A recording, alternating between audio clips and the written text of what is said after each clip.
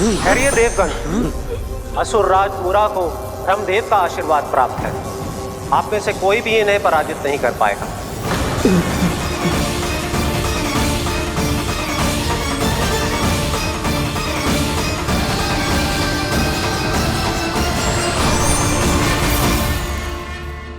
एक अवसर और देता हूं देवराज, युद्ध या अधीनता, क्या उत्तर है तुम्हारा देवराज?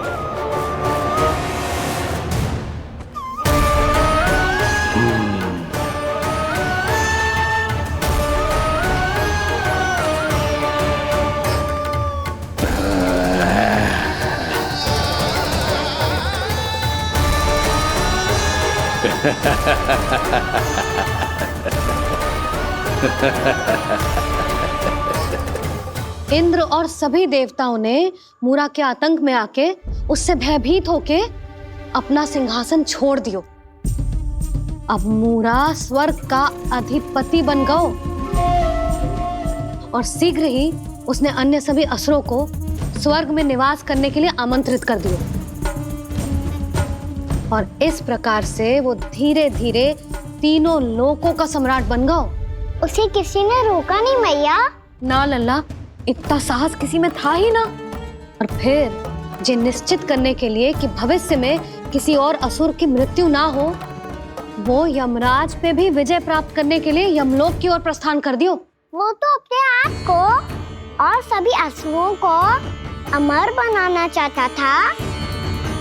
पर देवता और यमराज भी उसकी ये योजना समझ गए थे। इसीलिए उसके आने से पहले ही सारे देवताओं ने श्री नारायण से सहायता के लिए गुहार लगाई। अब केवल आप ही कुछ कर सकते हैं प्रभु। अभी तो मूरा केवल त्रिलोक का स्वामी है, और यदि उसने यमलोक भी जीत लिया तो वो जीवन को ही नियंत्रित नहीं करेगा प्रभु, वो मृत्यु का भी स्वामी हो जाएगा। ऐसे में पहले सृष्टि का संतुलन तो नष्ट होगा प्रभु, और फिर स्वयं सृष्टि ही नष्ट हो जाएगी। ऐसा नहीं होगा यमदेव, नियति ऐसा होने ही नहीं देगी। विधि रचेगी खेल और मैं बनूंगा माध्यम। असुर राज मुरा का सामना मैं करूंगा। बस आप मुझे चुनौती देने के लिए उसे तैयार कर लीजिए, चाहे उसके लिए आपको साम दाम दंड भेद कोई भी उपाय क्यों ना अपनाना पड़े।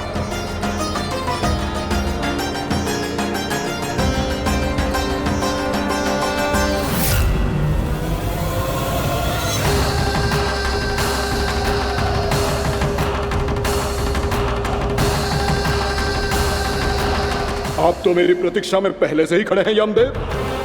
तब तो आपने मेरी चुनौती के बारे में भी सुना ही होगा। कहिए, क्या उत्तर है आपका?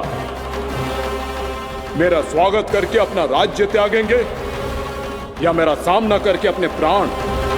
असुर राज मुरा का सामना मैं करूंगा।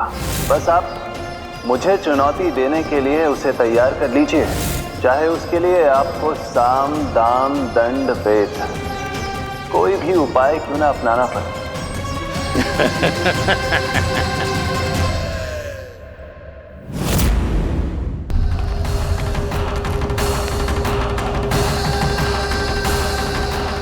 आप तो मेरी प्रतीक्षा में पहले से ही खड़े हैं यमदेव। तब तो आपने मेरी चुनौती के बारे में भी सुना ही होगा। कहिए, क्या उत्तर है आपका? मेरा स्वागत करके अपना राज्य त्यागेंगे या मेरा सामना करके अपने प्राण? हे असुर श्रेष्ठ, मैं आपकी अधीनता स्वीकार करने के लिए तैयार हूं। बस एक विनती है मेरी।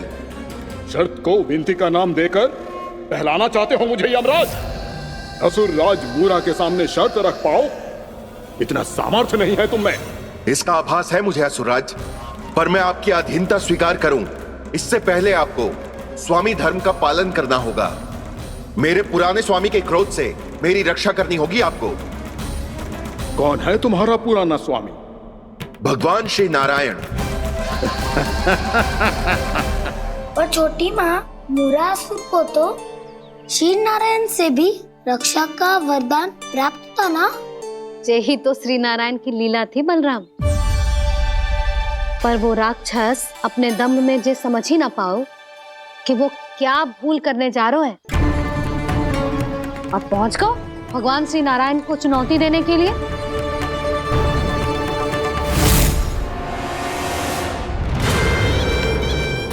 वहीं ठहर जाओ असुर राज मूरा।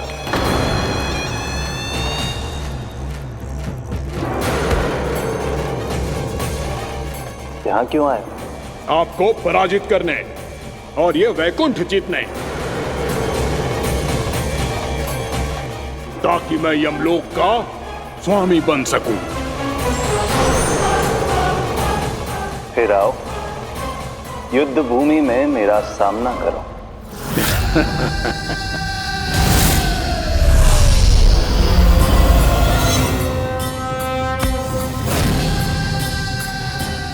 ये नहीं जानते कि इनसे ना हारने का वरदान तो मैं पहले ही प्राप्त कर चुका हूं, इसलिए युद्ध ठीक से आरंभ हो पाए उससे पहले ही इन्हें जीत लूंगा मैं।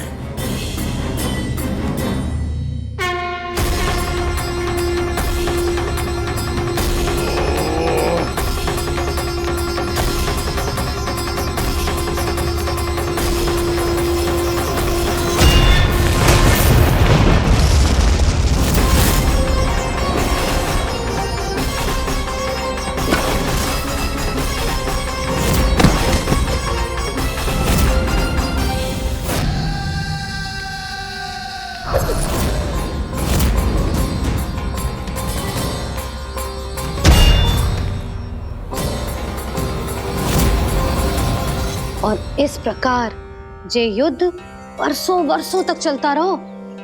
दोनों योद्धा पूरे ब्रह्मांड में अनेक अस्त्रों शस्त्रों के साथ युद्ध करते रहे।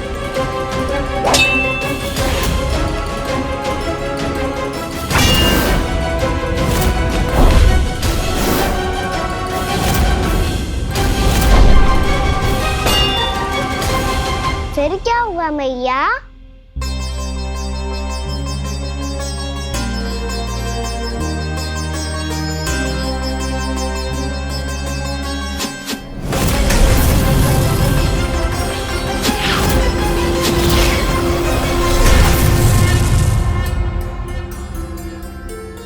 उस युद्ध को कभी समाप्त हुआ हो, पर कैसे? शीघ्र ही वो राक्षस थक गौ लल्ला।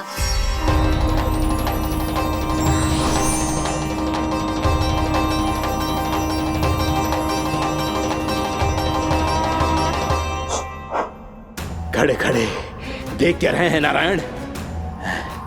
आक्रमण कीजिए, वध कर दीजिए मेरा।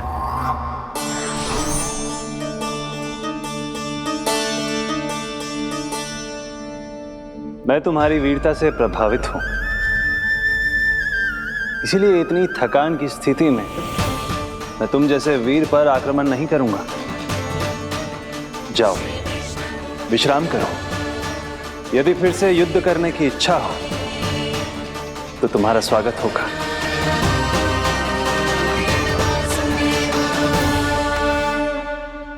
जे कह के श्री नारायण बद्रिका आश्रम चले गए और वहां हिमवत नाम की एक कंदरा में ध्यान लगा के बैठ गए। उधर वो राक्षस विश्राम करने लगो। अनेकों दिन बीत गए और अब वो राक्षस मूरा फिर से स्वस्थ होके बलवान हो गया था। उसने अपनी सारी शक्ति फिर से प्राप्त कर ली थी। श्री नारायण ने उस पर दया करी थी, पर वो फिर से श्री नारायण को छलने को तैयार होगा।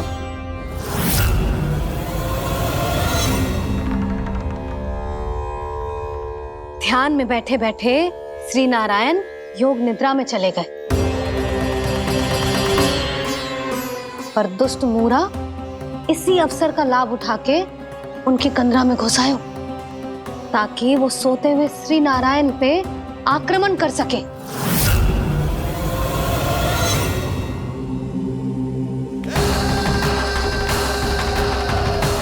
आज इस लंबे युद्ध को जीतकर अपने इस अंतिम शत्रु का भी अंत कर दूंगा मैं।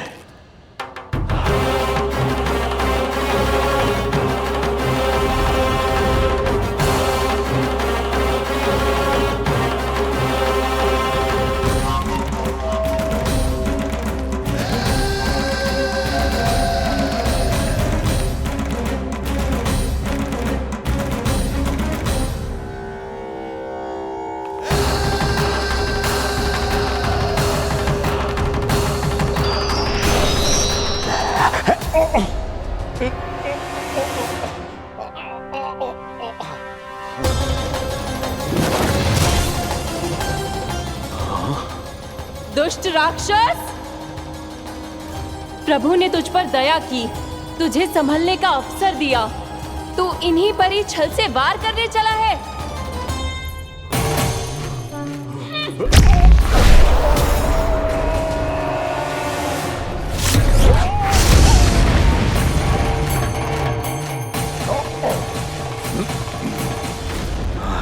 मैं अजय हूँ, मुझे कोई पराजित नहीं कर सकता। ब्रह्मा का वरदान है मुझे। तूने नारायण से अपराजय होने का वरदान मांगा था मूर्ख, उनकी शक्ति से नहीं। ध्यान से देख, मैं तेरी मृत्यु हूँ, मृत्यु।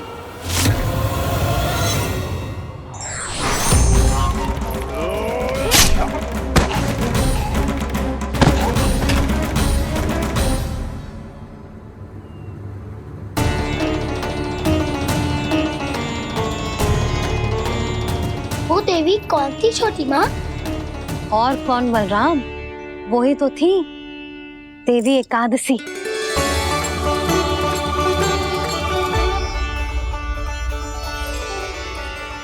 मुझे क्षमा कीजिए प्रभु, आपकी आज्ञा के बिना ही युद्ध करके आपके शत्रु को मृत्यु के घाट उतार दिया। क्षमा नहीं, आपकी तो प्रशंसा होनी चाहिए देवी। असुर राज को मारकर आपने सभी देवताओं को मुक्त करवाया है। इस पापी के अहंकार से तीनों लोकों की रक्षा की है आपने। आप एकादशी की तिथि पर मेरी एकादश इंद्रियों से उत्पन्न हुई हैं। इसीलिए मेरे सभी भक्त आपको उत्पन्न एकादशी के नाम से जानेंगे। सभी तिथियों में आपका स्थान सर्वश्रेष्ठ होगा। जिस तरह आपने राक्षस के आक्रमण से मेरी रक्षा की है, उसी प्रकार एकादशी के दिन व्रत करके जो भी भक्त आपकी कथा सुनेगा, मैं स्वयं उसकी रक्षा करूंगा।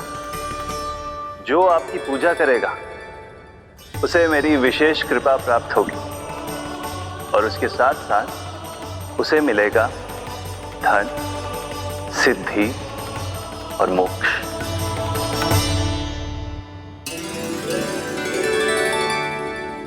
इसीलिए आज के दिन व्रत रखने का बहुत अधिक महत्व होता है। बोलो एकादशी मैया की जय। बोलो श्री नारायण भगवान की जय।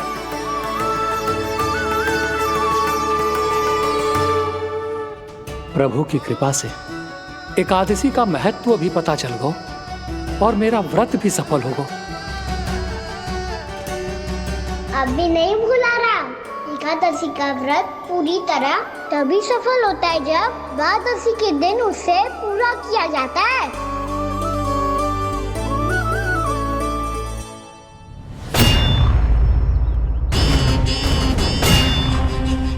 आवश्यक है आपको यह आभास होना कि उस विष्णु अवतार को पराजित करने के लिए आपके साधारण योद्धाओं में वो सामर्थ्य नहीं है। वो विष्णु अवतार कुछ अधिक ही असाधारण है।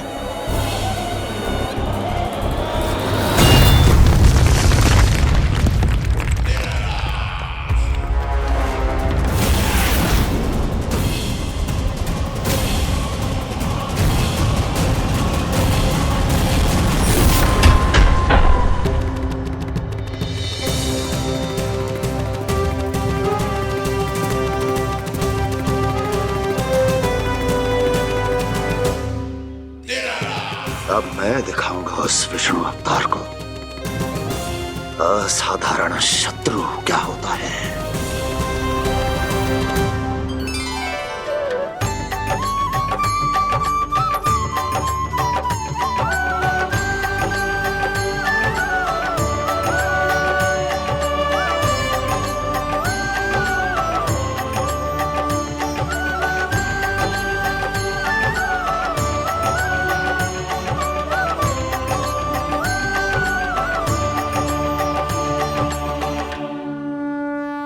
मामा अधीर हो रहे हैं, पर मैया ने मुझे अभी तक बाहर जाने की आज्ञा नहीं दी है। अभी उन्हें किसी और राक्षस को यहाँ भेजने से रोकने के लिए मुझे ही कुछ करना होगा।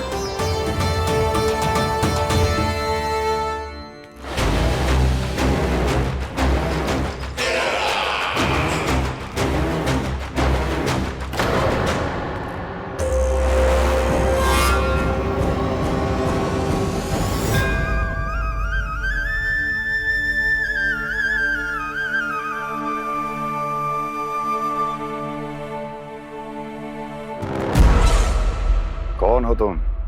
बचपन से ही मुझे मारने का सपना देख रहे हैं, सिर्फ मुझे ही नहीं पहचानते।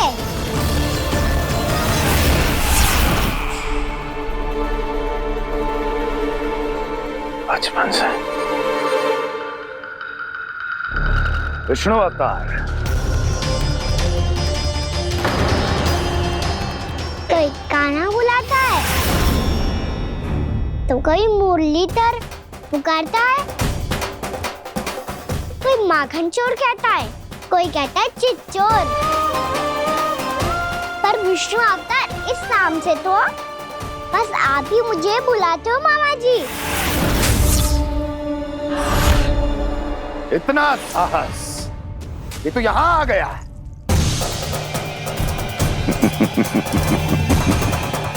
यहाँ आ तो गया तू विष्णु अवतार, किंतु यहाँ से जीवित नहीं जाएगा। तेरे शीश को तेरे धड़ से अलग कर दूंगा मैं।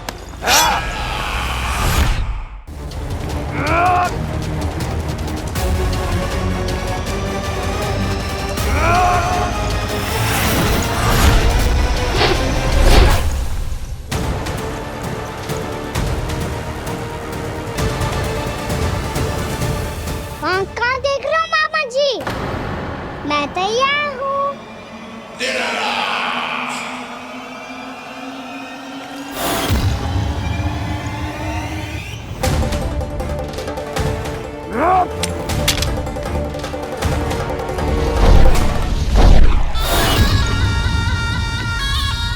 मामा जी, आप सदैव इसी तरह क्रोध में रहते हो क्या?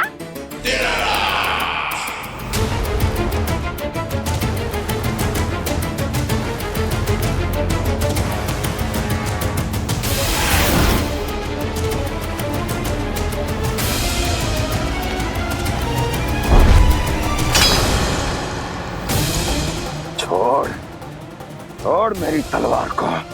छोड़ो तो तब जब पकड़ा हूँ।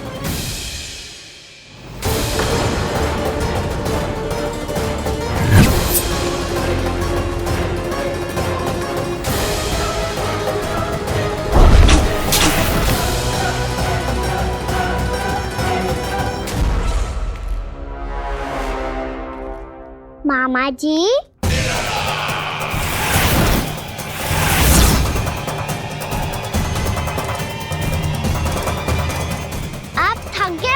थोड़ा विश्राम कर लो।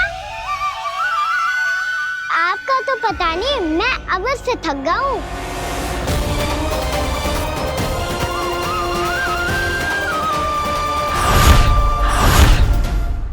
मेरे सिंहासन पर बैठने का तू साहस? अभी तो बस अभ्यास कर रहा था मामा जी। भविष्य में मुझे तो बैठना है यहाँ। आपने बल प्रयोग करके से अपने पिताजी से छीना था, मैं आज छीन लूंगा।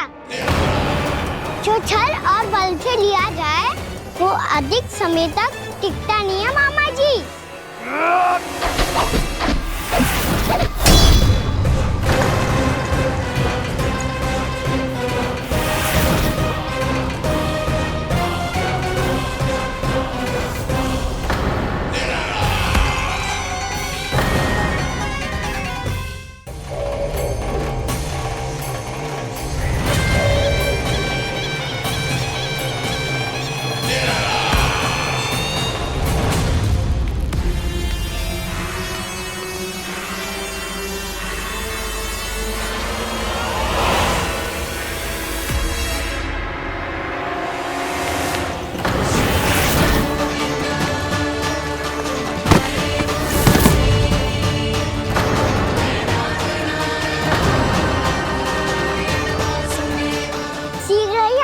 सिंहासन छोड़ना होगा।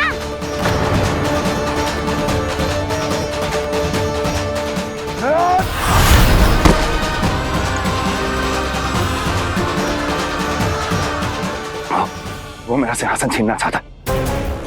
वो आ रहा है, वो आ रहा है। सैनिकों! दुर्जन, बंद कर दो सभी द्वार और झरोखे, सब के सब। इसकी हर संभावना पर इतना कड़ा पहरा बिठा दो कि ना तो कोई महल के भीतर आ सके, ना कोई बाहर जा सके। मुझे महल की चप्पे चप्पे की सूचना चाहिए। जाओ।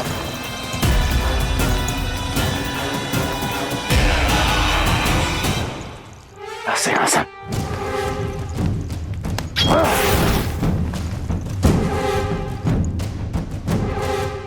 अब आ, दुष्ट मायावी, ए छलिया विष्णु अवतार, मैं कंस तेरी प्रतीक्षा कर रहा हूँ। आ, देखता हूँ मेरे सिंहासन पर कैसे बैठता है तू। आ, मुझे तो बस कुछ समय चाहिए था, वो मिल गया। अब करते रहिए आप प्रतीक्षा।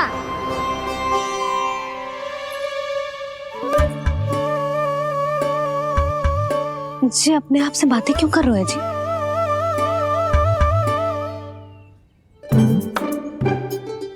आप मुस्कुरा क्यों रहे हो? ना कछु ना। बताओ क्यों मुस्कुरा रहे हो? तुम्हीं पर गए हैं जी। जब तुम व्रत करती हो तो तुम भी ऐसा ही करती हो। इसी प्रकार भूख अधिक लगने पर अपना ध्यान भटकाने के लिए स्वयं से ही बड़बड़ाती रहती। होगा। आपको तो बस मेरा उपहास उड़ाने के लिए बहाना चाहिए।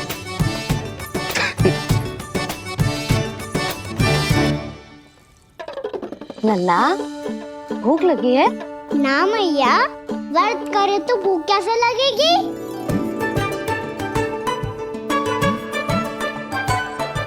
यदि लगी हो तो छोटे बालकों को थोड़ी बहुत भूल चूक क्षमा होती है। कछु ना तो फल तो तू खा ही सकते है। अब तो पूरे नियम और विधि विधान से व्रत तोड़ूंगा। कल द्वादशी के सुबह मुहूर्त के अनुसार। ठीक।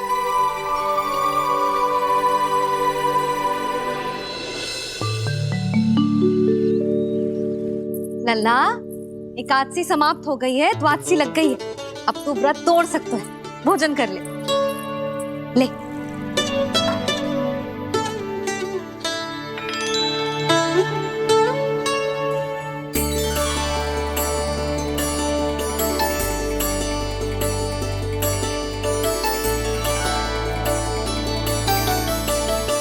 आज तो कार्य कर लीजिएगा।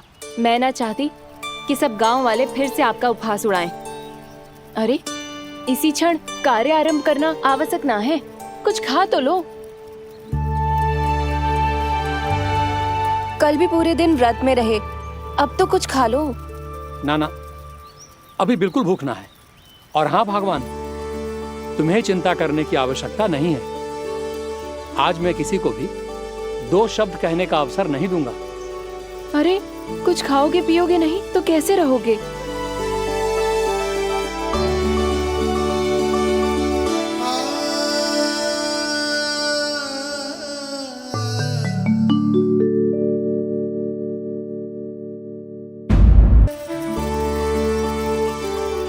अरे, इसी क्षण कार्य आरंभ करना आवश्यक ना है। कुछ खा तो लो। ना, अभी बिल्कुल भूख ना है। और हाँ भगवान, तुम्हें चिंता करने की आवश्यकता नहीं है। आज मैं किसी को भी 2 शब्द कहने का अवसर नहीं दूंगा।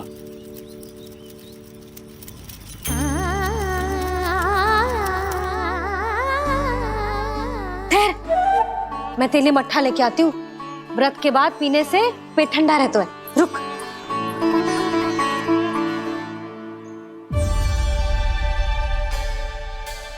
भक्तों ने अभी तक व्रत नहीं तोड़ा है, मैं कैसे तोड़ लूं?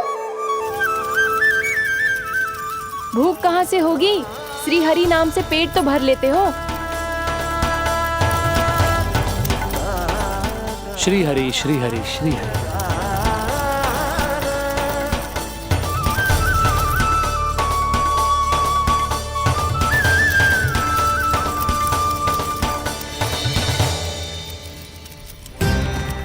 हरि हरि प्रभु हरि, हरि हरि प्रभु हरि, हरि हरि प्रभु हरि, हरि हरि प्रभु हरि। कल से अन्न का एक दाना ना गो है पेट में। अब क्या व्रत तुड़वाने भी आपके प्रभु ही आएंगे? अब क्या व्रत तुड़वाने भी आपके प्रभु ही आएंगे? मैया,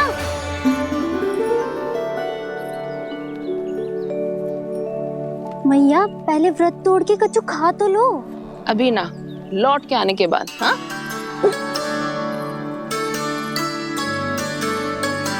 बलराम ठहरो पुत्र, पहले कुछ खा लो, व्रत तोड़ना आवश्यक होता है। मैया ने एकादशी का महत्व बताया। लगता है मुझे सबको द्वादशी पर व्रत तोड़ने समाप्त करने का महत्व बताना होगा। हरि हरि हरि हरि हरि, मेरे हरि।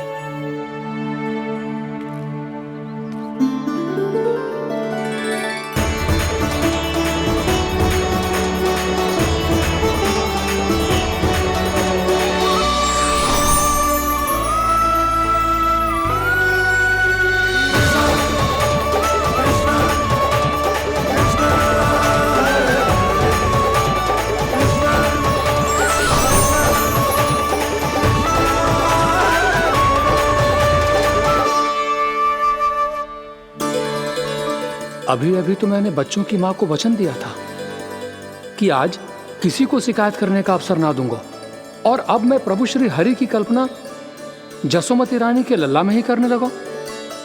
ना ना, ये ठीक ना है।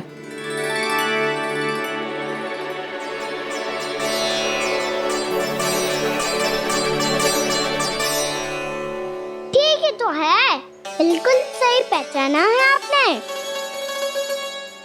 बड़े तो बड़े, अब तो बालक भी हमारा उपहास उड़ाने लगे। मैं आपका उपहास नहीं उड़ाने आया, मैं तो आपके एकादशी के व्रत को पूरा कराने आया हूँ।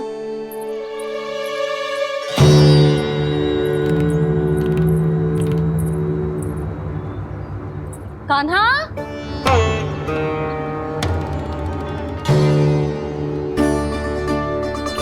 तो ये रे आपकी छड़ी और ये रे मेरी पीठ। सेक देना तापड़ तोड़। आज तो इसकी पीठ सेक के रहूंगी मैं। मैया घर पे भूखी मुझे ढूंढ रही होगी। लो, आज द्वादशी के दिन पहले प्रहर में भोजन करके अपना एकादशी का व्रत पूरा करो आप। धन्यवाद राजकुमार, पर अभी हमें भूख नहीं है। बहुत सारा काम पड़ा है, और अभी थोड़ी ही देर में शंकरी बहन भी अपनी मटकी लेने आती होंगी।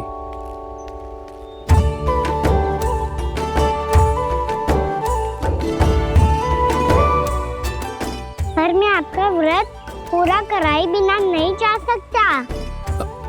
भला क्यों? भक्त भूखा रहे और भगवान खा ले, ऐसा हो सकता है भला?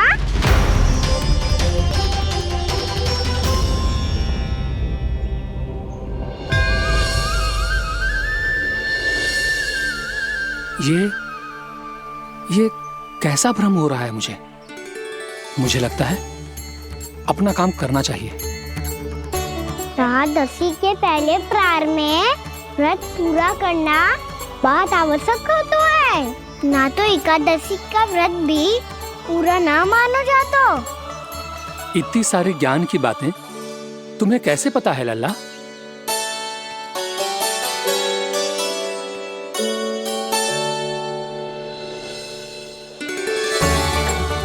जैसे एकादशी की कथा होती है, वैसे द्वादशी की महिमा भी एक बहुत महत्वपूर्ण कथा है।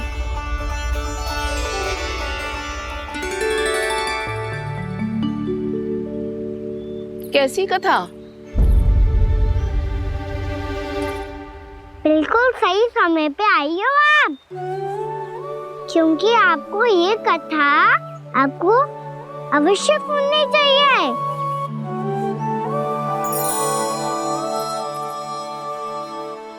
मुझे क्यों? पहले सुन तो लियो, फिर स्वयं ही पता चल जाएगा। बहुत समय पहले एक राजा हुआ करते थे, राजा अम्बरीश। भगवान श्री हरि के बहुत बड़े भक्त थे। ओम नमो नारायणाय। ओम नमो नारायणाय।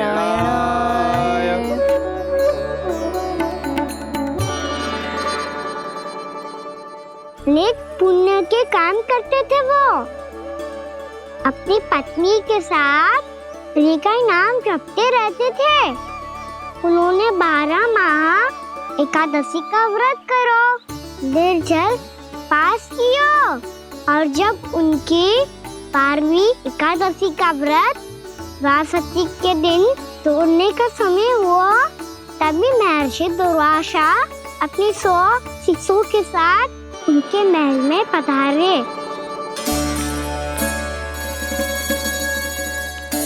प्रणाम स्वीकार करें महर्षि।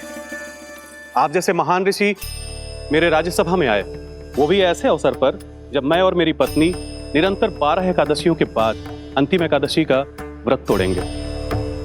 इससे बड़े सौभाग्य की क्या बात हो सकती है हमारे लिए। आज आपके साथ साथ मेरा और मेरे शिष्यों का एकादशी व्रत भी पूरा होगा।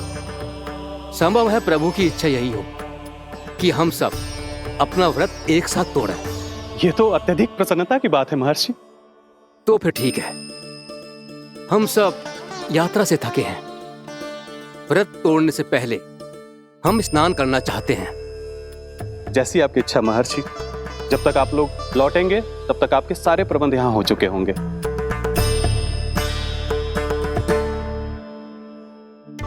महर्षि दुर्वासा स्नान करने गए थे, पर उन्हें लौटने में विलंब हो रहा था, और इधर द्वादशी पर व्रत पूरा करने का मुहूर्त बीता जा रहा था। महाराज अम्बरीश बड़ी विरगता के साथ महर्षि दुर्वासा के लौटने की प्रतीक्षा कर रहे थे। महाराज, व्रत तोड़ने का मुहूर्त बीता जा रहा है। बस कुछ ही समय बचा है। महर्षि और उनके शिष्यों को लौटने में न जाने कितना समय लग जाएगा। मेरा सुझाव है कि आप मुहूर्त समाप्त होने से पहले व्रत अवश्य तोड़ लें। गुरुदेव, हमने महर्षि दुर्वासा को वचन दिया है कि जब तक वो लौटेंगे नहीं तब तक हम व्रत नहीं तोड़ेंगे। इसीलिए मैं उनका लौटने के बाद ही भोजन ग्रहण करूंगा। पर महाराज, मुहूर्त यदि बीत गया और समय रहते हुए नहीं आए तो महाराज आपका व्रत पूरा नहीं होगा। महाराज, आपको उसका फल नहीं मिलेगा। महाराज, 12 एकादशियों का व्रत व्यर्थ चला जाएगा।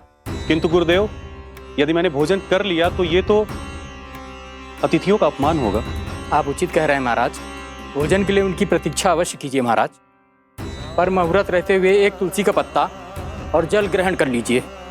इससे आपका व्रत भी पूरा हो जाएगा और अतिथि का मान भी रह जाएगा।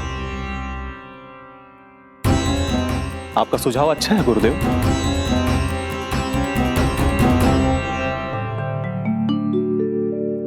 जैसे ही महाराज ने तुलसी का पत्ता खाया, वैसे ही महर्षि दुर्वासा लौट आए। महाराज,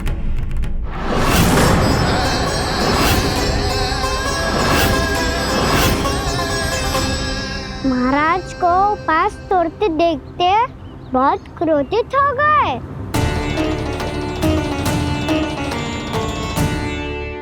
बहुत बड़े भक्त हैं आप, परंतु आप ये नहीं जानते अपने अतिथियों के साथ कैसा व्यवहार करना चाहिए। आपने हमें साथ भोजन करने का वचन दिया था, पर अपना व्रत क्यों तोड़ा आपने? महर्षि, मैंने भोजन नहीं ग्रहण किया। कहीं मुहूर्त न निकल जाए इस कारण मैंने एक तुलसी का पत्ता ग्रहण कर लिया।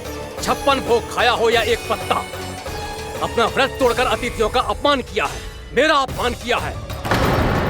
अब आपको दंड भोगना होगा ताकि आप सीख पाएं कि अतिथियों के साथ कैसा व्यवहार होना चाहिए। महर्षि, आप जो भी दंड मुझे देंगे मुझे स्वीकार है, किंतु आप क्रोधित मत होइए। क्रोध का कारण आपने दिया है महाराज।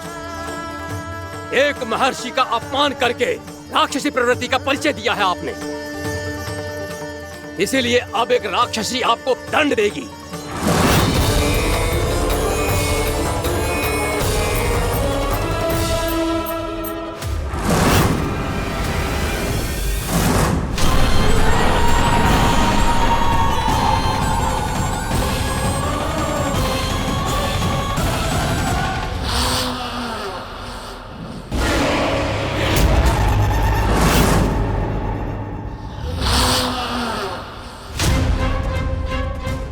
हे प्रभु, यदि मैंने सच में महर्षि का अपमान करने की भूल की हो तो मैं उसका परिणाम भोगने के लिए प्रस्तुत हूं। ओम नमो नारायणाय, ओम नमो नारायणाय नमः। महर्षि दुर्वासा को यह आभास ही नहीं था कि महाराज अम्बरीश ने उनका अपमान नहीं किया था, फिर भी उसे अपमान मान के वो श्री नारायण के भक्त पे संदेह कर रहे थे। मैंने भी तो भोला राम की भक्ति पे संदेह किया था। हे नारायण, ये क्या पाप हो गया मुझसे? संदेह किसी अपमान से कम ना हो तो, और भगवान सब सह सकते हैं, पर उनके प्रिय भक्तों का अपमान सहन ना कर सकते, इसीलिए उन्होंने हस्तक्षेप करने का निर्णय लिया।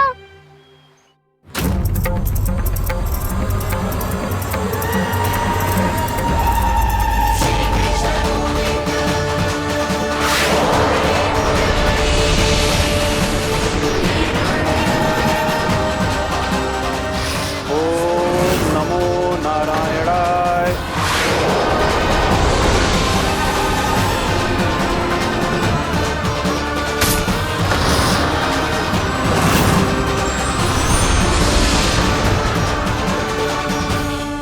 और फिर भगवान का वो सुदर्शन चक्र महर्षि दुर्वासा के पीछे पड़ गया। ये चक्र तो मेरी ओर बढ़ रहा है। ओम नमो नारायणाय। ये कैसे संभव हो सकता है? कोई रोको इसे, कोई रोको इसे।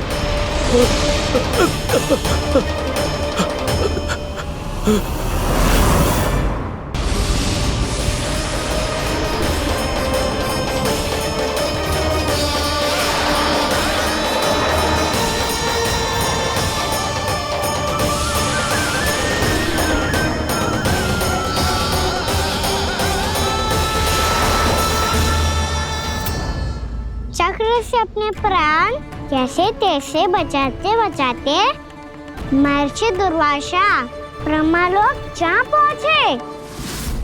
ब्रह्मदेव रक्षा कीजिए, ब्रह्मदेव सहायता कीजिए, मुझे बचाइए ब्रह्मदेव, रक्षा कीजिए। ये सुदर्शन चक्र मेरे प्राणों के पीछे पड़ गया है, मुझे बचाइए ब्रह्मदेव, मुझे बचाइए। महर्षि, मैं चाहकर भी आपकी सहायता नहीं कर सकता। ऐसी स्थिति में यदि कोई कुछ कर सकते हैं तो वो हैं सुदर्शन चक्र के स्वामी विष्णु, क्योंकि सृष्टि में केवल वही है जो इसे नियंत्रित कर सकते हैं। वो ही इसे वापस लौटने का आदेश देकर आपके प्राणों पर छाए हुए संकट को दूर कर सकते हैं। किंतु हां, मैं सुदर्शन चक्र से इतना अवश्य कहूंगा कि जब तक आप विष्णु लोक में पहुंच नहीं जाते, वो आपको किसी भी प्रकार की हानि ना पहुंचाए। आपका बहुत बहुत धन्यवाद, आपकी सदा ही जय हो।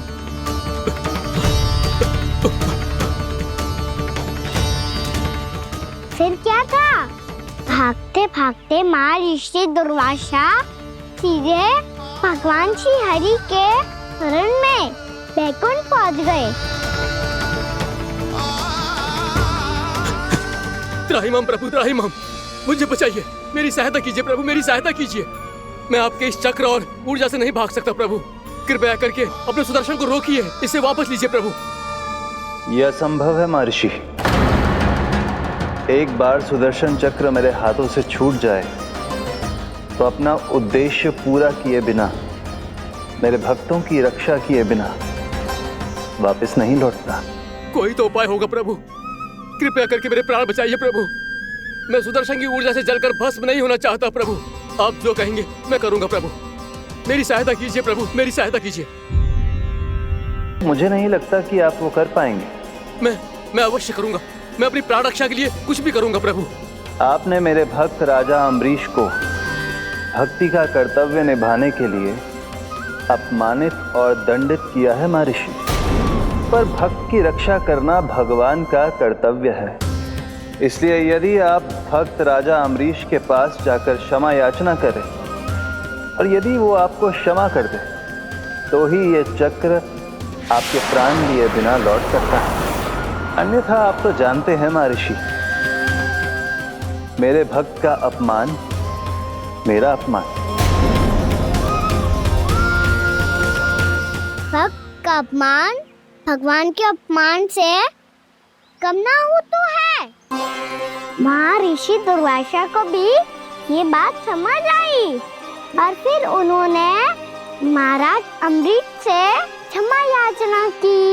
महाराज महाराज महाराज महाराज महाराज, मुझे क्षमा करें महाराज। मुझसे बहुत बड़ी भूल हो गई महाराज, मुझसे बहुत बड़ी भूल हो गई महाराज। महर्षि, आप हमारे चरण छुए ये उचित नहीं। महाराज महाराज अम्बरीश, आप नारायण के सच्चे भक्त हैं। मैंने आपको अपमानित किया, दंडित करने का प्रयास किया महाराज। इस अपराध के लिए मुझे क्षमा कीजिए महाराज, और इस सुदर्शन चक्र से मेरे प्राण बचाइए महाराज।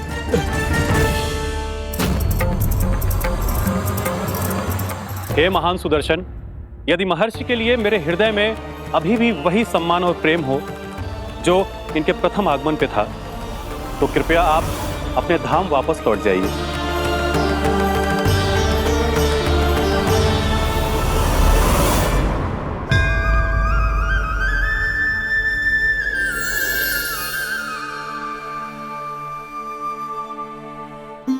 आपका बहुत बहुत धन्यवाद महाराज अम्बरीश। मैं आपको आशीर्वाद देता हूं कि आप देवराज इंद्र के समान शक्तिशाली हों। आपकी कीर्ति का पताका 10 दिशाओं में फहराए। मेरी बस एक ही इच्छा है महर्षि, कि मैं आपके साथ अपना उपवास तोड़ सकूं। अवश्य महाराज, हम सब भोजन आपके साथ करेंगे और अपने आप को नारायण की सेवा में अर्पित करके व्रत को पूरा करेंगे, क्योंकि आज जो यहाँ हुआ है उससे सिद्ध हो चुका है कि एकादशी व्रत का फल द्वादशी की सुबह भोजन करने से ही प्राप्त होता है। इस कथा से हमें पता चलता है कि सभी को द्वादशी के सुबह भर पेट भोजन करके एकादशी का व्रत पूरा करना चाहिए। और दूसरी बात, भगवान की सच्ची भक्ति अपमान कभी ना करना चाहिए। उनके साथ सदैव प्रेम से व्यवहार करना चाहिए। यही भगवान को सबसे अधिक प्रिय है। भैया भोला राम, मैंने भी श्री हरि पे तुम्हारे विश्वास का उपहास उड़ाया था, मुझे क्षमा कर दो। ना ना, आप क्षमा मांगकर मुझे लज्जित मत करो। आप तो मेरी बहन जैसी हैं। जब महर्षि दुर्वासा जैसे महान ऋषि को भी प्रभु के भक्त से क्षमा मांगनी पड़ी, तो मैं तो बहुत ही तुच्छ हूँ। मुझे आपकी किसी भी बात का बुरा ना लगा। पर पता है प्रभु को कौन सी बात सब बुरा रखता है? कौन सी बात? जब उनका भक्त भूखा रहे, हमें भी अपना व्रत पूरा ना करे। और जैसा कि आप सभी ने अभी कथा से सीखो है, एकादशी के व्रत को द्वादशी की सुबह अवश्य पूरा करना चाहिए। अब आप जाओ, अपना व्रत पूरा करो।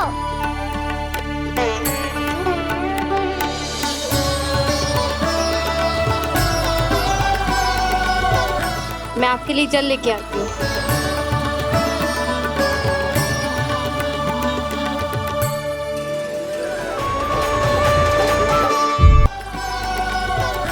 मैं आपके लिए जल लेके आती हूँ।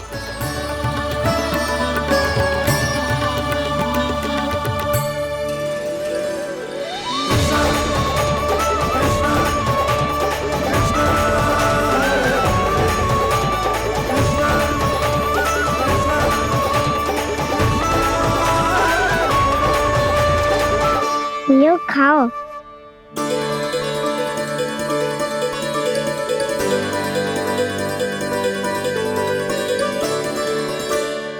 कान्हा,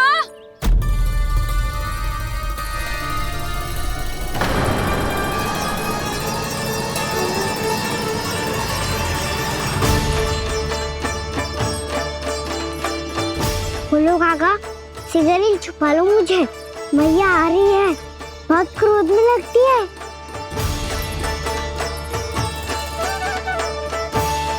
आज तो बहुत दंड मिलेगा। अभी क्षण भर पहले तो ये साक्षात भगवान के रूप में बात कर रहे थे और अब अचानक ही ऐसे बालक बन गए जो मैया से दंड मिलने के भय से व्याकुल हैं। बोला काका, किस सोच में पड़ गए? सिगरेट छुपा लो मुझे।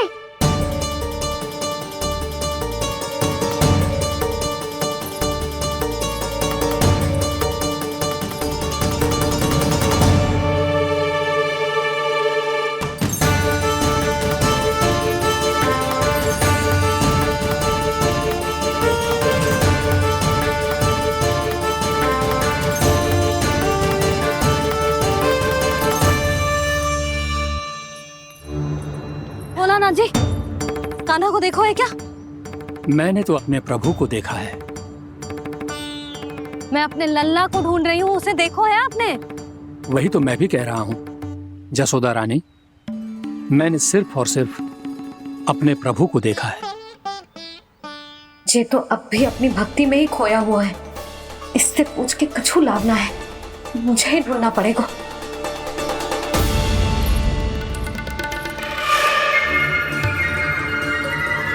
बच गए।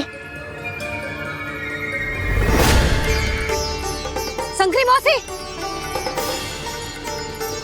कान्हा को देखो है क्या कहीं?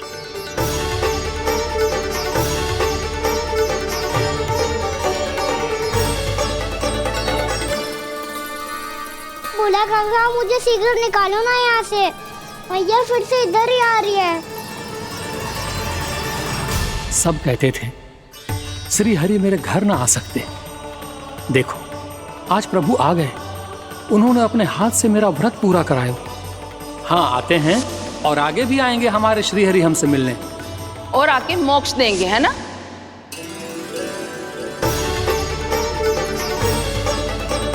सिगरेट निकालो ना बोला काका, भैया आ रही है। मैं ना निकालूं? मेरा अर्थ है मैं निकालूंगा, अवश्य निकालूंगा, पर तब तक नहीं निकालूंगा जब तक आप मेरी सारी बातें मान नहीं लेते हैं। कौन सी बात? प्रभु, मुझे मोक्ष प्रदान कर दीजिए प्रभु। तथास्तु। ना ना ना प्रभु, मेरे साथ साथ मेरे परिवार को भी मोक्ष दे दीजिए। तथास्तु। अब तो निकाल दो, मैया देख लेंगी। ना प्रभु, मेरे परिवार के साथ मुझसे जुड़ी हुई हर वस्तु, जीव जंतु, प्राणी, गाय बैल भैंस, सभी को मोक्ष प्रदान कर दीजिए प्रभु। तथास्तु। प्रभु, आप सच में अद्भुत हैं। मैंने जो मांगा आपने बिना सोचे समझे सब प्रदान किया। मैं ही अपनी मांगे बढ़ाता रहा। प्रभु, प्रभु मुझे क्षमा कर दीजिए। प्रभु मुझे क्षमा कर दीजिए।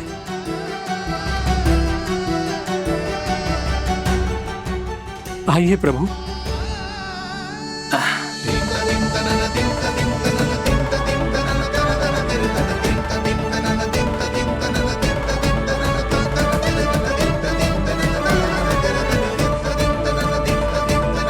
प्रभु, आप तो प्रभु हो, हरि हो, भगवान हो। आप चाहते तो इस मटके से स्वयं निकलकर बाहर आ सकते थे, फिर मेरी आपने हर इच्छा क्यों पूरी की? क्योंकि मेरे भक्त की इच्छा पूरी करने में मुझे भी प्रसन्नता मिलती है। ना तो मैं अपने भक्तों का अपमान सह सकता हूँ और ना ही उनकी इच्छा अधूरी रहने दे सकता हूँ।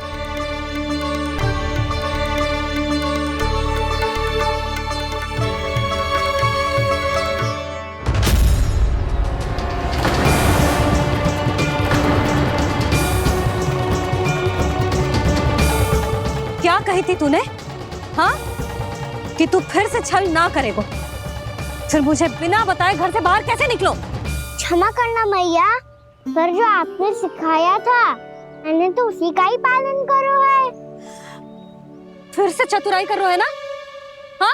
आप ही ने तो कही थी ना, यदि कछु करने से किसी को हानि ना पहुंच रही हो या फिर किसी अच्छे कार्य में सहायता हो रही हो तो आज्ञा लेने की आवश्यकता ना होती। यदि तेरे कछु करने से किसी और की कोई हानि ना हो रही हो या किसी के अच्छे कार्य में सहायता हो रही हो तो मुझसे आज्ञा लेने की आवश्यकता ना है। तो किस अच्छे कार्य के लिए आया है यहाँ? एकादशी के सुबह एकादशी का व्रत खोल के भोजन करा जाता है। ये बात ना तो भोला काका को पता थी, ना शंकरी मासी को और ना ही किसी और को। और तुझे पता थी? हाँ, मेरी मैया ने बहुत अच्छे से सिखाया है मुझे। जैसे कल तूने एकादशी कथा सुनाई थी ना, आज वैसे ही तेरे लल्ला ने सबको द्वादशी कथा सुनाई है। सच्ची यशोदा रानी जी, इसने तो हमारी आंखें ही खोल दी। और भाभी, सच तो ये है कि मुझे भी ना पता था कि ये इतना बड़ा ज्ञानी है और इतना अधिक समझदार।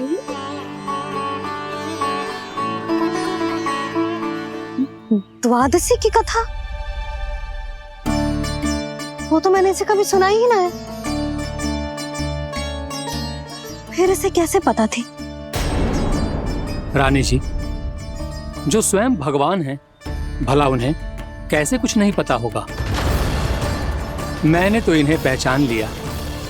और हाँ, आप सब लोग भी इन्हें अपने अंतर्मन की आंखों से देखिए, हो सकता है इन्हें पहचान पाएं। ये कोई और नहीं है, श्री नारायण है, मेरे श्री हरि, मेरे प्रभु। जय श्री हरि।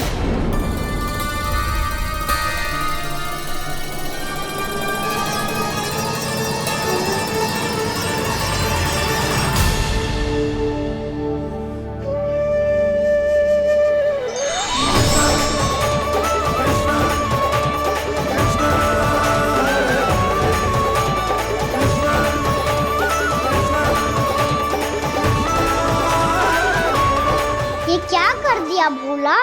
जिस रास्ते को मैंने इतनी कठिनाई से बचा के रखा था, सबके सामने उसे उजागर कर दिया तुमने।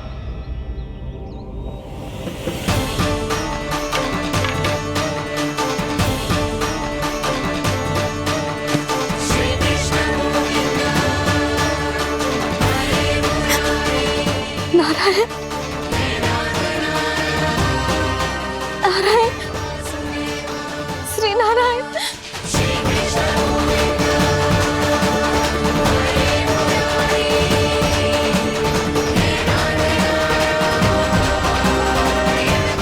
श्री नारायण।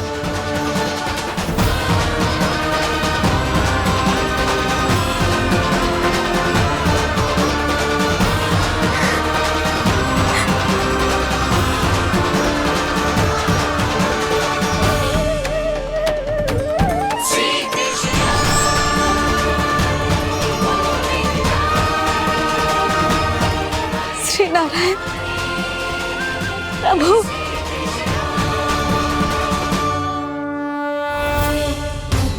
जिस रास्ते को इतने जत्न से संभाल के रखा था, आज वो सबके सामने खुल गया। और तो और मेरा भेद मैया को भी पता चल गया। बाबा सब कहते रहे पर मैंने एक न मानी। सबने कही थी कि आप भगवान हैं, पर मैं मूर्ख आपको पहचान ही ना पाई। कितनी अभागी हूं मैं।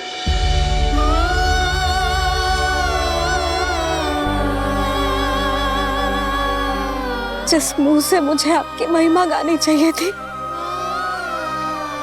उसी मुंह से मैंने आपको डांटा है।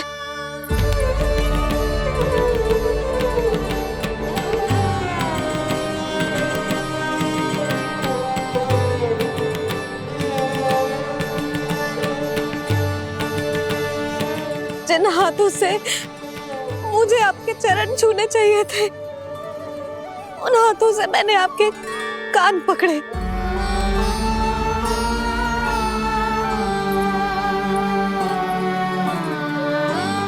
मुझे तो आपकी सेवा करनी चाहिए थी प्रभु, और मैंने आपको दंड दियो, आपको घर से बांध दियो।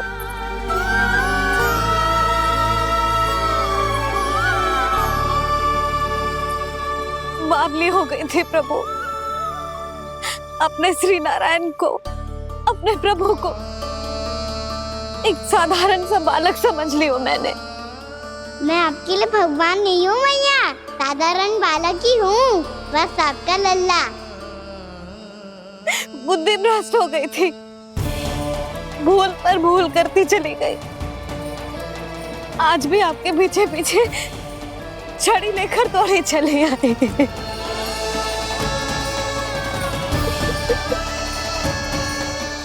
अपने आप को दोष मत दो मैया, आपके ममता के लिए तो जन्म लिया है मैंने। हमारा मन बदलने मत दो, मेरे लिए वही पुरानी भैया बनी रहो आप, और मुझे रहने दो आपका वही नटखट लल्ला। मुझे क्षमा कर दो प्रभु, मुझे क्षमा कर दो। बाबा ये कैसा अंत हो गया आज? मैया तो मुझे भगवान मानने लगी, पर मैं इसे स्वीकार नहीं कर सकता। अभी नहीं बाबा, इतनी शीघ्र नहीं। आप ऐसे खड़े क्यों बाबा? कुछ ऐसा करो ना कि मैया फिर से मेरे मैया बन जाए। उनकी दृष्टि में भक्ति नहीं, ममता चाहिए मुझे। कान्हा, मेरे सामर्थ्य में हो तो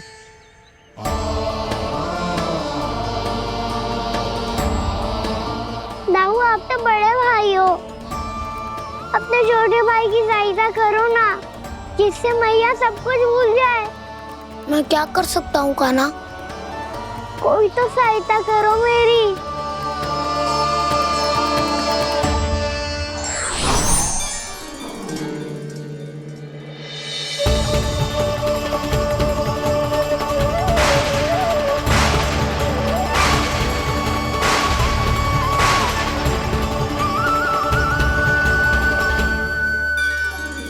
अपने आप को संभालिए प्रभु।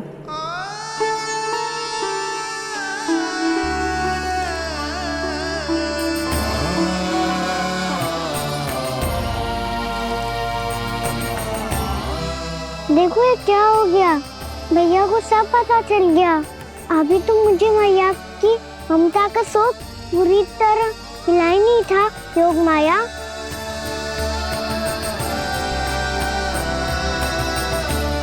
मेरी सहायता करो ना। कितनी अद्भुत है ममता की शक्ति। भगवान को भी एक साधारण बालक बना देती है। बालक की बना रहना चाहता हूँ मैं, नहीं चाहता दिव्य होना, नहीं चाहता भगवान बनना। बस मैया की गोद में रहकर ममता की रस से सेम को भिगोना चाहता हूँ। इनकी डांट फटकार का सुख पाना चाहता हूँ। कुछ भी करे योग माया, पर इन सबको भुला दो मेरा सत्य।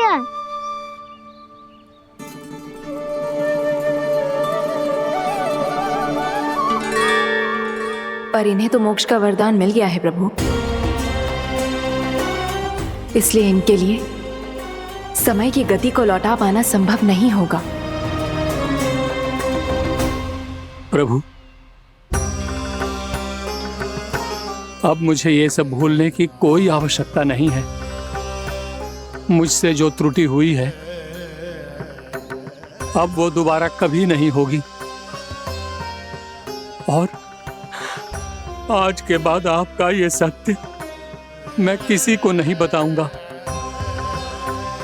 प्रभु, क्योंकि मुझे पता चल गया है कि आपका यशोमती मैया के लल्ला बने रहना कितना आवश्यक है।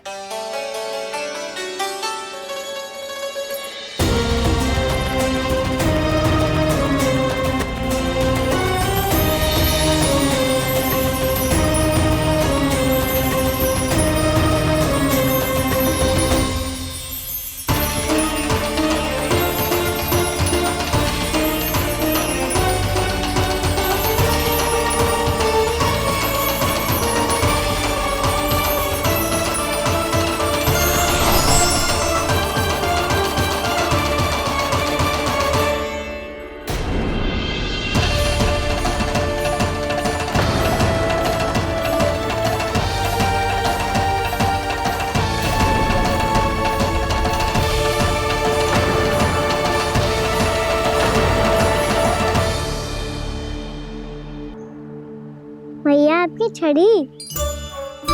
पहले चुपके से भाग जा तो है, फिर स्वयं ही छड़ी भी पकड़ा रोए हैं? नटखट कहीं का। हंसी आ रही है? अरे किस बात पे इतनी हंसी आ रही है रे? हाँ?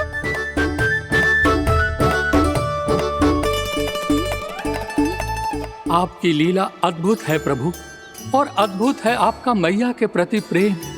हंसी ना है मैया, ये तो प्रसन्नता है, अपने मैया से मिल जाने की प्रसन्नता। अच्छा, ढूंढ मैं तुझे रही हूँ और तू कह रहे हो कि मैं मिल गई तुझे? तू घर चल लल्ला, अच्छे से पिटाई करूंगी तेरी।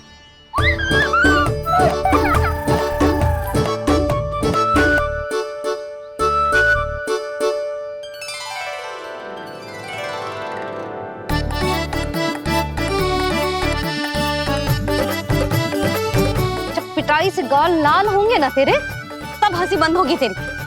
चल।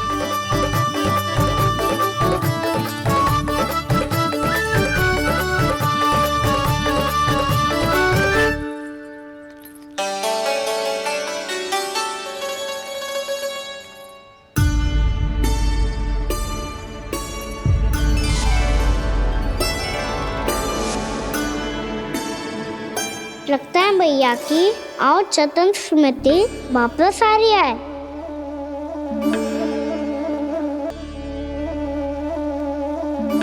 यशोदा, क्या होगो? ना कछु ना। आपको बताऊंगी तो और हंसेंगे मुझ पे। बोल दो, मैं उपास ना उड़ाऊं, सच्ची। देखो देखो इसे कैसे हंस रहे हैं। मेरे हाथ में छड़ी है, मैया क्रोधित है, पर जे तनिक में भय ना लग रहा है ऐसे? हाँ, हंसे जा रहे हैं।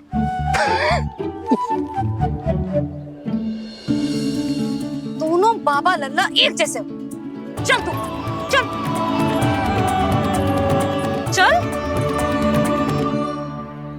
दाऊ, आप तो बड़े भाई हो, अपने छोटे भाई की सहायता करो ना, जिससे मैया सब कुछ भूल जाए।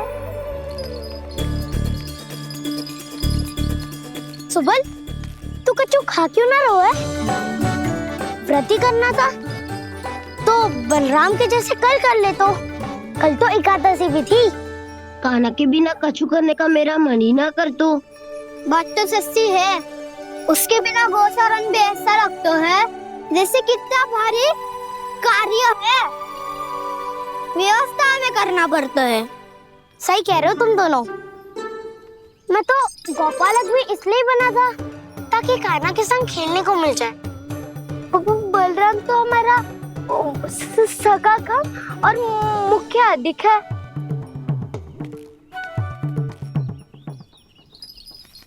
रुक जाओ, तुम सब कुछ देर विश्राम कर सकते हो।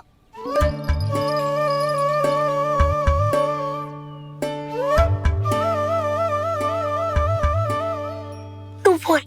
ना मैं ना बोलूंगा, तुम दोनों ही बोलो। और तुम सबका सखा पहले हूँ और टोली का मुखिया बाद में, इसलिए घबराने की आवश्यकता नहीं है। जो भी बात है बिना हिचक बता सकते हो मुझे। तो फिर कुछ ऐसा करो ना कि कान्हा फिर से हमारे साथ गोचारण करने के लिए आने लगे।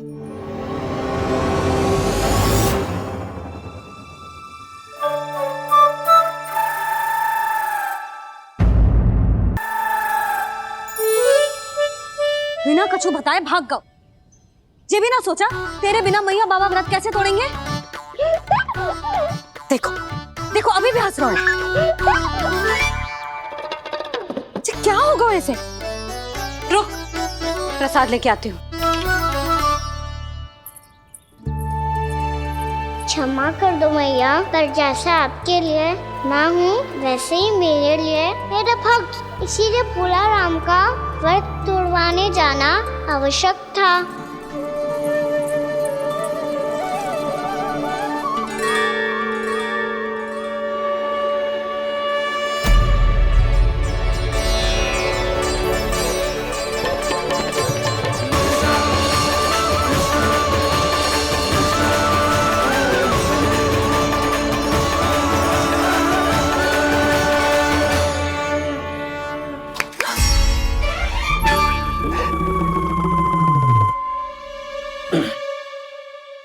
सुधा फिर से खो गई तुम।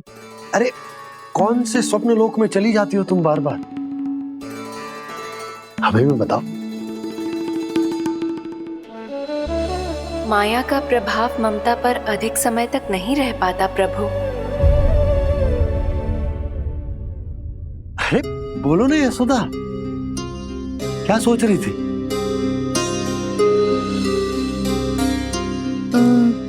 मैंने ना श्री नारायण को देखो है। हाँ वो तो मैं भी देख रहा हूँ, यही तो है हमारे सामने।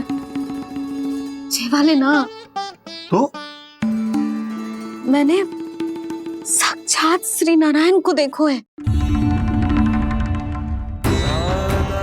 वो भी अपने कान्हा के भीतर देखो। कान्हा के भीतर? ना मतलब कान्हा और ये दोनों आमने सामने थे। मैं कुछ समझो ना यशोदा। नारायण और कान्हा दोनों आमने सामने थे? ना, मेरे कहने का अर्थ है कि कान्हा और श्री नारायण एक दूसरे के आगे पीछे थे। अच्छा, तो मतलब श्री नारायण आगे थे और कान्हा पीछे था। पर अगर कान्हा पीछे था तो तुमने कैसे देखा? ओहो, कान्हा आगे था, श्री नारायण पीछे थे।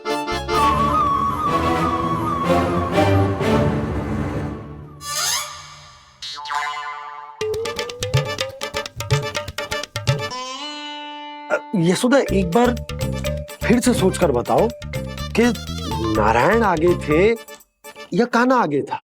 ठीक से याद कर। बता तो रही हूँ जी, थोड़ी धुंधली धुंधली सी स्मृति है। बाबा, इससे पहले कि उनके संदेह की अग्नि स्मृति की वायु पाकर और भड़क जाए, कुछ भी करो और बुझाओ इसे। स्वप्न देखो है तुमने? हाँ, संभव है स्वप्न ही था। पर यदि स्वप्न था तो सुबह सुबह उठते ही उसकी स्मृति क्यों ना आई? अब क्यों आ रही है उसकी स्मृति?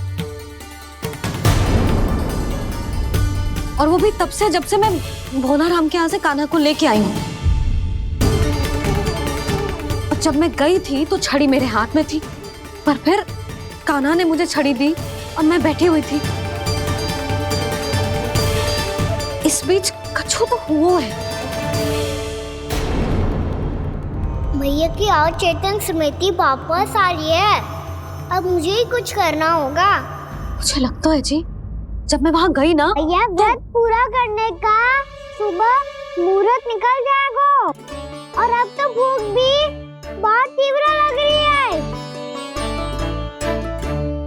हे नारायण, मैं तो भूल ही गई कि लल्ला भी तो कल से भूखा है।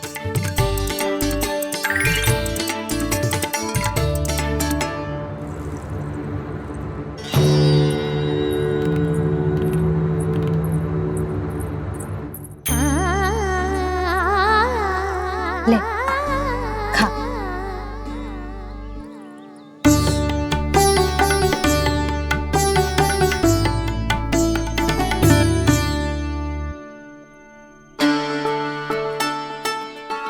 संतान की चिंता में सब कुछ भुला दे, ऐसी ही होती है ममता।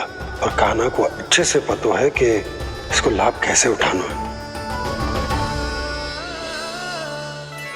हाँ बाबा, लाभ ना, मैं तो मैया की ममता का आनंद उठाना चाहता हूँ, जितना संभव है उससे भी अधिक।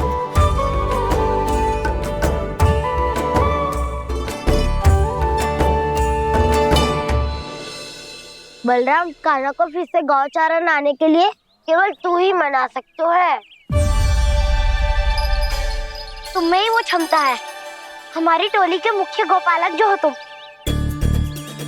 हाँ, और कान्हा के दाव भी तो हो तुम। हाँ, वो तुमको मना ना कर पाएगा। तुझे छोटा होने के नाते तुम्हारे आदेश का पालन तो करना ही चाहिए कान्हा को। चिंता मत करो सखा, मैं कछु कहूँ और कान्हा ना माने ये तो संभव ही ना है।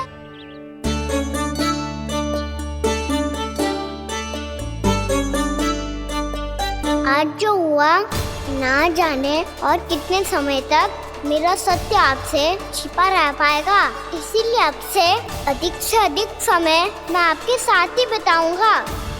मैंने कह दिया तो समझ लो, पत्थर पे रेखा खिंच गई। कल से कान्हा हम सबके साथ अवश्य आएगा। अपना सारा समय हमारे साथ बिताएगा वो।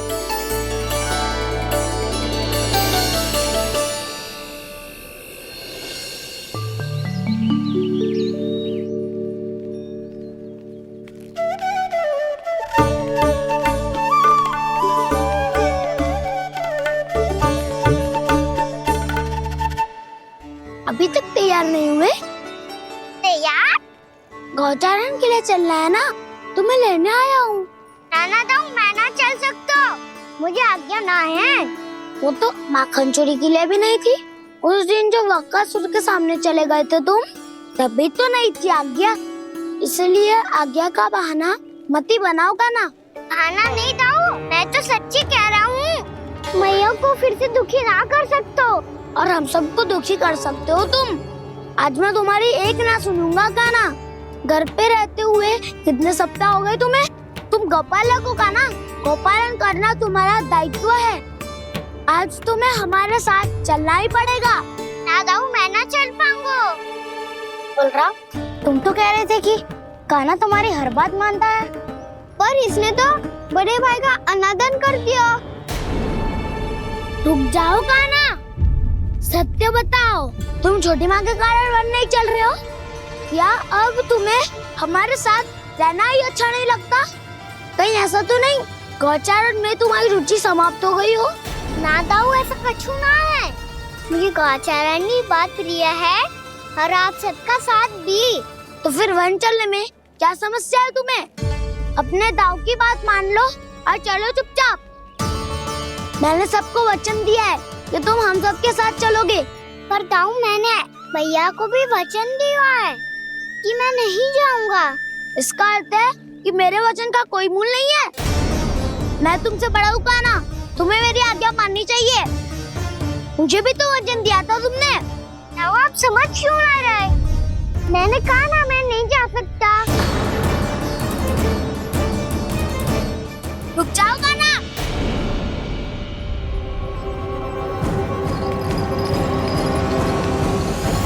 ऐसे कैसे नहीं आ सकते?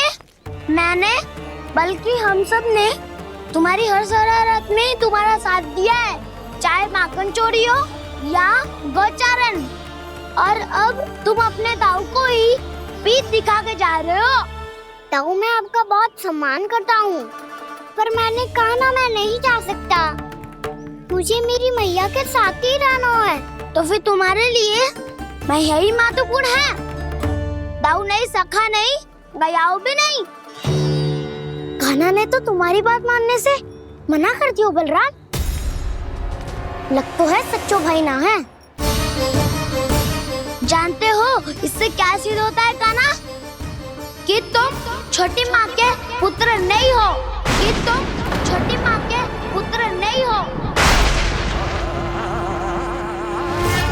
दाऊ, ये क्या कह रहे हो आप? और नहीं तो क्या, तुम उनके वास्तविक पुत्र होते तो अपने दाऊ की आज्ञा कभी नहीं टालते।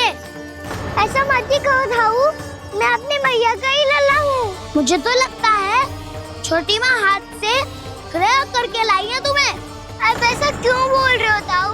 क्योंकि मैं वो सत्य देख रहा हूँ जो तुम नहीं देख पा रहे हो। छोटी माँ और छोटे पापा दोनों गोरे हैं और तुम अपना रंग देख लो, स्वयं विचार कर लो। जी तो मैंने भी सोचा था, बस बोला नहीं। हाँ तो क्या हुआ, मेरी त्वचा का रंग अलग है, मैं उन्हीं का ही लल्ला हूँ। बस धूप में तुम सबके साथ इतना खेला हूँ कि मेरी त्वचा का रंग बदल को है। बड़बोली बात मत ही कर कान्हा, स्वयं को बचाने के लिए हम पर दोष लगा रहे हो। सत्य तो ये है कि तेरी त्वचा सदैव से ऐसी थी काना। लग तो है ये कि बलराम सही कह रहा है। इसका अर्थ है कि सस्ते में नन काका यशोदा काकी इसके हाथ से ग्रेप करके आए हैं। बालक हाथ में थोड़ी ना मिलता है। हमारे घर में जो बछड़ा है उसको तो मेरे बाबा हाथ से ही लाए थे, पर मुझे हाथ से कोई ना लायो है। मैं अपनी मैया का ही लल्ला हूँ, यशोमती मैया का नंदाला ही हूँ मैं। तुम्हें वन चलना है तो चलो या फिर मत चलो, पर छोटी माँ और छोटे बाबा का लल्ला बनने का स्वांग करने की कोई आवश्यकता नहीं है।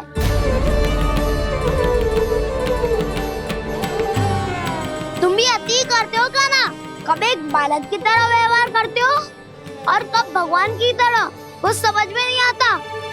भगवान की तरह? मैंने भगवान क्या क्या? हाँ हाँ कह दिया तो कह दिया। खड़े खड़े मेरा मुंह क्या देख लो, चलो। या फिर तुम सबको भी अपने मैया के पल्लू में बंधकर घर पे ही रहना है।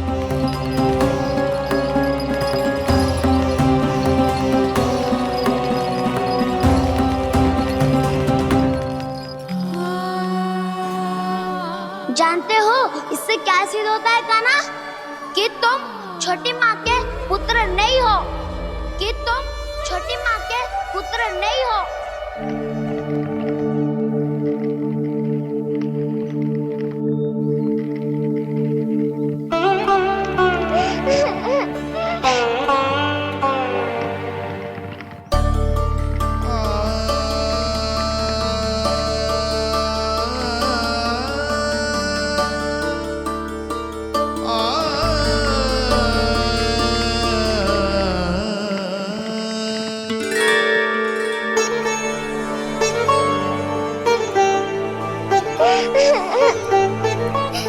क्या होगा लल्ला?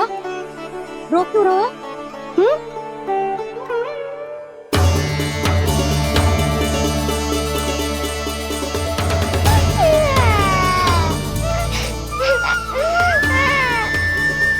अरे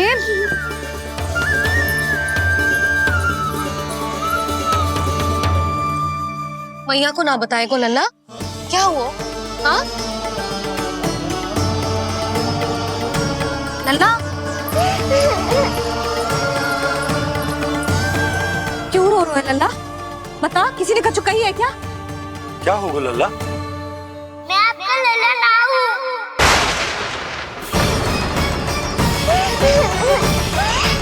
ऐसा क्यों कह रहे हो तू? क्या होगा? आपका भी लल्ला ना हूँ मैं।